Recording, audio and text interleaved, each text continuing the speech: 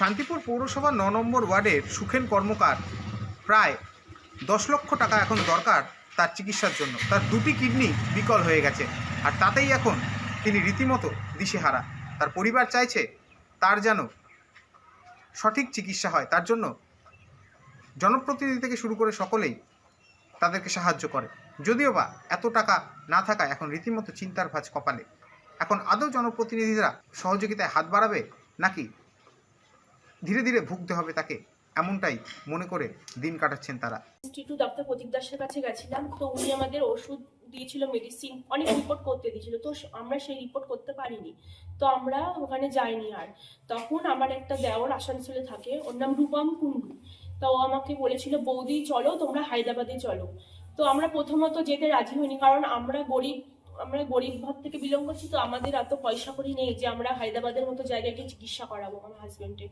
তো তখন আমার ওই দেওরই আমাদের নিয়ে যায়, এবং নিয়ে গিয়ে ওখানে যে আমরা ডক্টর কে সাইরাম রেড্ডি স্যারের হাতে পড়ি।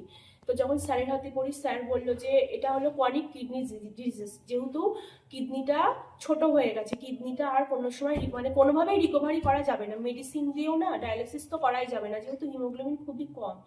তো তখন স্যার বললো, তোমরা যেদিনই হোক তোমাদের একদিন ট্রান্সপ্লান্ট করাতেই হবে, সে আজকেও হতে পারে কিংবা 1 বছর পরেও হতে পারে, এরকম একটা আশ্বাস দিয়েছিল স্যার।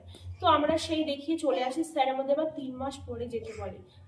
তো আমরা যখন আবার 3 মাস পরে যাই, তখন স্যার জানালো যে একটা স্কেলিং করতে দিল। তো আমাদের স্কেলিংটা 10,000 টাকা ছিল, তো আমরা সেই স্কেলিংটা করতে পারিনি কারণ টাকার জন্য। তো স্যার তখন আমাদের একটা সাইন করে দিল, বললো যে তোমরা স্কেলিংটা করিয়ে নাও, ফ্রিতে হয়ে যাবে, আমি স্ট্রেট করে দিচ্ছি।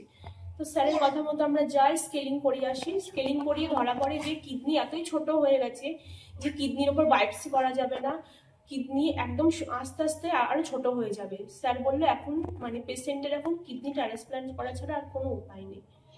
তো এখন ট্রান্সপ্লান্ট করতে আমরা যেখানে ওখানে খরচপত্র সব শুনলাম যখন স্যারের অ্যাসিস্ট্যান্টের কাছে, তো ওই স্যার বললো যে তোমাদের 10 লাখ টাকা মতো খরচ হবে, প্লাস মেডিসিন আরো অনেক কিছু লাগবে। যদিও বা দুটো কিডনি ড্যামেজ হওয়াতেই এখন রীতিমতো উৎকণ্ঠায় পরিবার।